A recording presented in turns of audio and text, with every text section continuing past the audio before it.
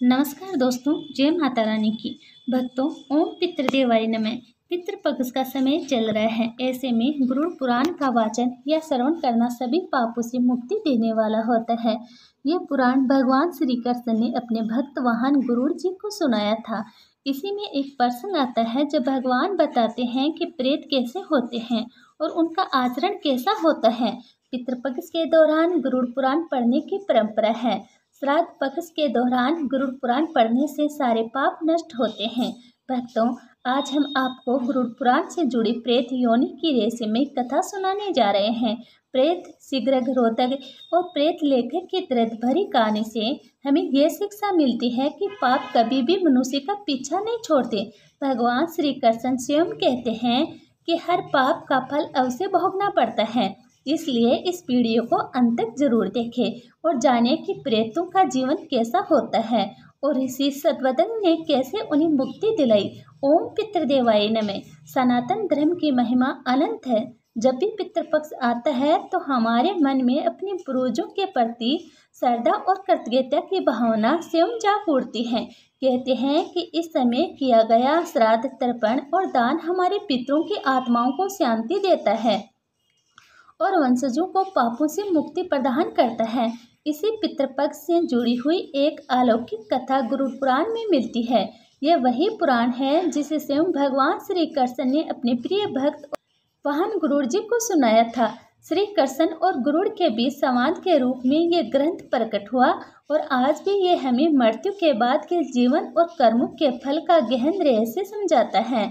इसमें भगवान श्री कृष्ण अपने मुख अरविंद से ऐसी कथा सुनाते हैं जो हमें परलोक, प्रेत योनि और विभिन्न लोगों के स्वरूपों का बोध कराती है। एक बार गरुड़ जी ने श्री कृष्ण से निवेदन किया कि हे प्रभु, मृत्यु के बाद जीव की क्या गति होती है, प्रेत योनि कैसी होती है और मनुष्य अपने कर्मों का फल किस प्रकार भोगता है। भगवान मुस्कुराए और बोले कि हे गरुड़, तुम्हारे प्रश्न बड़े ही गूढ़ और रहस्यमयी हैं, किंतु आज मैं तुम्हें एक कथा सुनाता हूँ जिसे सब स्पष्ट हो जाएगा।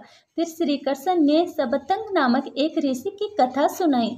सबतंग नामक एक महान विद्वान ऋषि थे जिन्होंने घोर तपस्या करके पापों से मुक्ति पाई थी और अपना जीवन वन में साधना में व्यतीत कर रहे थे। उनका हृदय निर्मल था, किंतु एक दिन उन्हें विचार आया कि मैंने आज तक किसी तीर्थ की यात्रा नहीं की, जबकि तीर्थ यात्रा के बिना एक सनातनी का जीवन अधूरा है। इस विचार से प्रेरित होकर वे तीर्थ यात्रा के लिए निकल पड़े, किंतु उन्हें अपने आश्रम के बाहर का कोई अनुभव न था। इसी कारण वे मार्ग भटक गए और एक घने जंगल में पहुंच गए। वहां न जल था न अन्न। भूख और प्यास से व्याकुल होकर वे एक सरोवर की तलाश करने लगे। चारों ओर हिंसक पशुओं की गर्जनाएं गूंज रही थी। तभी उनकी दृष्टि एक विशाल बरगद के वृक्ष पर पड़ी। उस पर एक शव लटका हुआ था और 5 भयानक प्रेत उस शव को नोच नोच कर खा रहे थे। उनका रूप अत्यंत भीषण था। शरीर सूखकर कांटों जैसा हो गया था। अंग बाहर निकले हुए थे और मुख विकृत थे।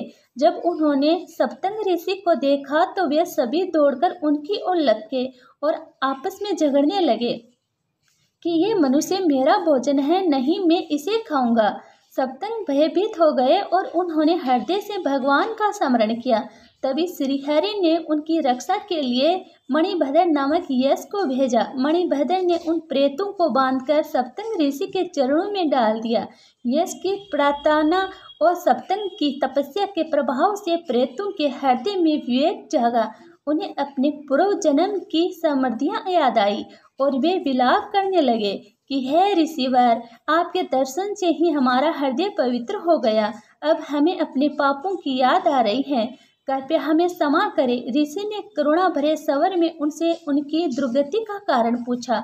तब प्रेतों ने एक एक करके अपनी कथा सुनानी आरंभ की। सबसे पहले प्रियश्रीति नामक प्रेत बोला और कहा कि प्रियश्रीत का अर्थ होता है झूठा और बासी। पिछले जन्म में मैंने पितृपक्ष में ब्राह्मणों को भोजन के लिए आमंत्रित किया था।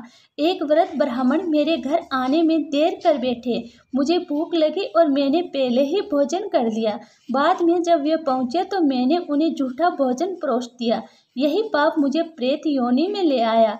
वह प्रेत करुण स्वर में कह रहा था, हे महात्मन, एक क्षण की अधीरता और अपने भूख पर नियंत्रण न कर पाने ने मेरे सारे पुण्यों को नष्ट कर दिया।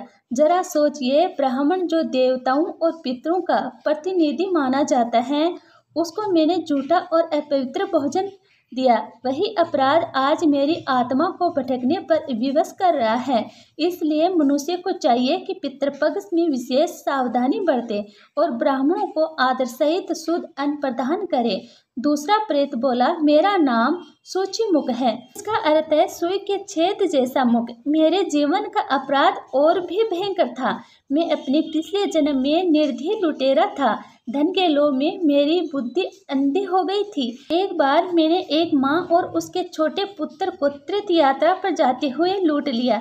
मैंने उन्हें केवल लूटा ही नहीं बल्कि निर्दयता से इतना पीटा कि उनकी मृत्यु हो गई। सोचिए, एक माँ की करुणा पुकार और छोटे बच्चे की चीखें आज भी मेरे कानों में गूंजती है। उस पाप का परिणाम ये हुआ कि आज मेरा मुख इतना चिकन है कि सुई के छेद जैसा हो गया है।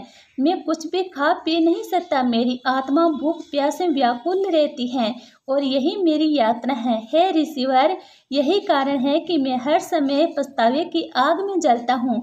इसके बाद शिग्रग नामक प्रेत ने अपनी कथा सुनाई। उसका स्वर क्रोध और गलानी से भरा हुआ था।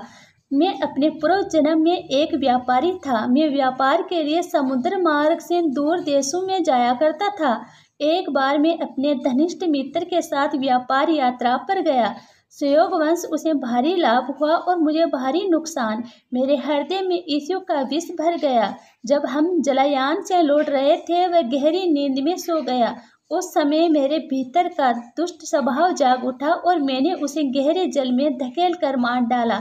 मैंने सोचा कि उसका धन मेरे जीवन को बदल देगा, लेकिन वास्तव में उसी धन ने मुझे प्रेत योनि का दास बना दिया। आज मेरा नाम शिग्रग है, क्योंकि मैंने शीघ्रता में लोभ और ईर्ष्या में डूबकर अपना भविष्य नष्ट कर दिया। फिर रोदक नामक प्रेत ने अपनी करुणा कथा सुनाई। उसकी आंखों से अग्नि और पश्चाताप दोनों झलक रहे थे। उसने कहा, मैं एक जमींदार था। मेरे पास 100 गांवों की संपत्ति थी, परंतु धन की भूख कभी समाप्त नहीं हुई। मेरी महता आकांक्षा इतनी बड़ी थी कि मैंने अपने छोटे भाई और वृद्ध माता पिता तक को अपने घर से निकाल दिया।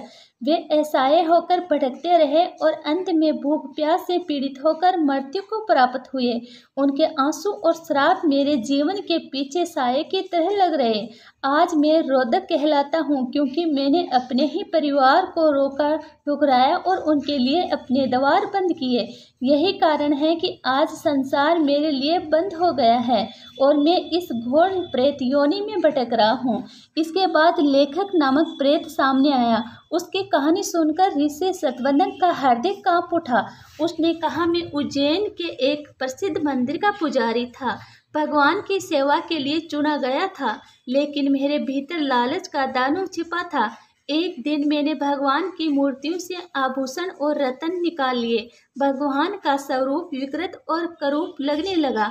उसी समय वहां का राजा दर्शन के लिए आया। उसने संकल्प किया कि जिसने भी ये अपराध किया है उसे मृत्युदंड दिया जाएगा। मैं भयभीत होकर कांपने लगा। जब राजा भगवान के चरणों में प्रणाम कर रहा था, उसी समय मैंने भय और पागलपन में उसकी तलवार उठाई और उसका सिर काट दिया। मैं भाग निकला, परंतु पाप मेरे पीछे दौड़ता रहा। यही अपराध मुझे प्रेत योनि में ले आया। ऋषि सतपतंग ने इन प्रेतों की पीड़ा सुनकर सतवंत रह गए। उन्होंने पूछा, तुम सब क्या आहार करते हो और किसे जीवन चलाते हो? तब प्रेतों ने एक साथ उत्तर दिया, हम वहाँ जाते हैं जहाँ घरों में पूजा पाठ, धर्म कर्म और श्राद्ध नहीं होता, जहाँ गंदगी और अपवित्रता का वास होता है। ऐसे घरों में रहने वाले लोगों की अशुद्धि, उनकी निकली गंदगी ही हमारा भोजन है। धीरे धीरे हम उन्हें भी अपने जैसा बना लेते हैं। हम अज्ञान, तमस और मोह के वासी हैं, लेकिन आज आपके सत्संग और तप से हमारी समृद्धि जाग उठी है। ऋषि सतवतन की करुणा उमड़ पड़ी। उन्होंने भगवान श्री कृष्ण से प्रार्थना की, हे प्रभु, इन दीन आत्माओं पर दया कीजिए। इनके पाप अब क्षीण हो चुके हैं। इन्हें मुक्ति प्रदान कीजिए। तब भगवान ने उनकी प्रार्थना स्वीकार की और उन प्रेतों के पाप क्षमा कर दिए। उनके कष्टों का अंत हुआ और उन्हें सद्गति प्राप्ति हुई।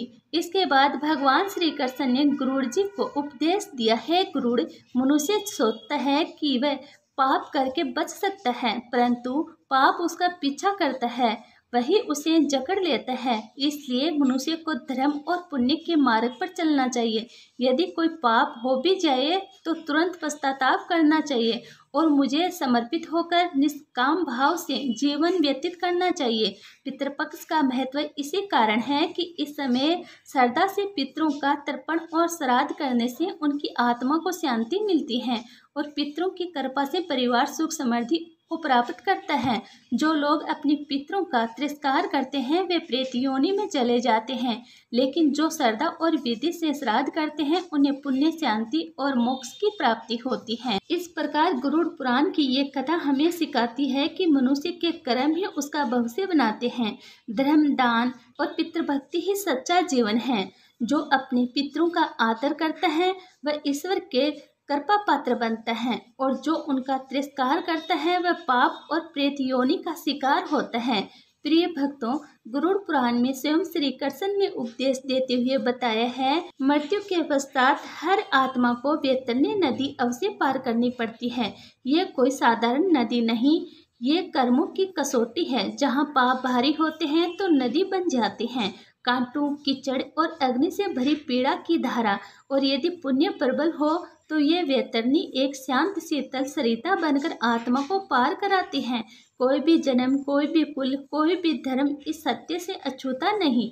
हर आत्मा को ये परीक्षा देनी ही पड़ती है। लेकिन श्री कृष्ण ने ही ये रहस्य भी बताया कि कुछ विशिष्ट तीर्थ ऐसे हैं जिनका दर्शन, दान और श्रद्धा से किया गया पूजन आत्मा को इस कठिन वैतरणी मार्ग से सहजता से पार करा देता है। दोस्तों, अगर आपको ये कथा अच्छी लगी हो तो कमेंट में ओम पितृदेवाय नमः जरूर लिखें। वीडियो को लाइक करें और अपने दोस्तों के साथ शेयर जरूर करें।